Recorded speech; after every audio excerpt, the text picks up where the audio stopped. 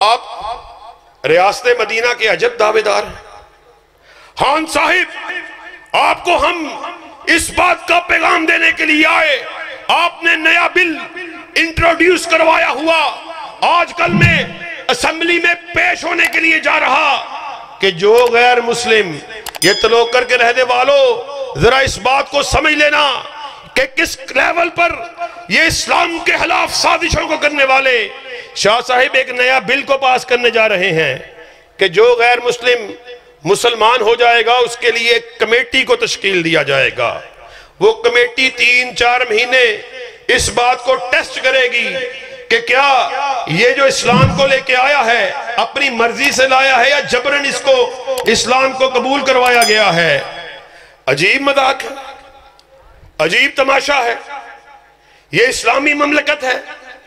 وہ نبی صلی اللہ علیہ وسلم کہ جب آپ کا خادم یہودی لڑکا بیمار ہوا، آپ اس کی عیادت کے لیے اس کے گھر پہنچے، حالت خراب تھی، حالت بگڑ رہی تھی، آخری سانسیں چل رہی تھی، آپ نے اس کے کان میں سرگوشی کو کیا، کلمے کا پڑھنے کا کہا، بیٹے نے اپنی باپ کی طرف دیکھا، باپ نے اپنے بیٹے کی طرف دیکھا، اسبات میں سر کو ہلایا، بیٹے نے فوراً سے پہلے کلمہ پڑھا، اسلام کو قبول کیا۔ تم آج ہمیں نئے اسلام کو سمجھانے کے لیے آئے ہو کہ جو اسلام کو اپنی مرضی سے قبول کرے گا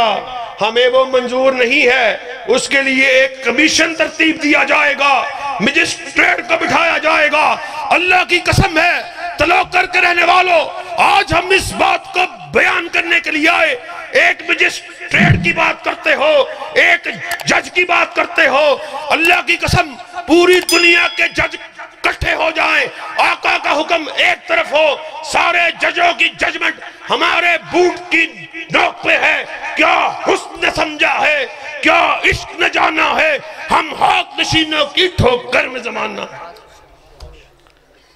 عجیب تم نے اسلام کا مذاق بنایا ہوا، تماشا بنایا ہوا، جس کا جو جی چاہتا ہے، جس کے منہ میں جو بکواس آتی ہے وہ فوراً سے پہلے کرنا شروع کر دیتا۔ اللہ کے فضل و کرم سے شاہ اسماعیل شہید کے بیٹے، حبیب الرحمن یزدانی کے بیٹے،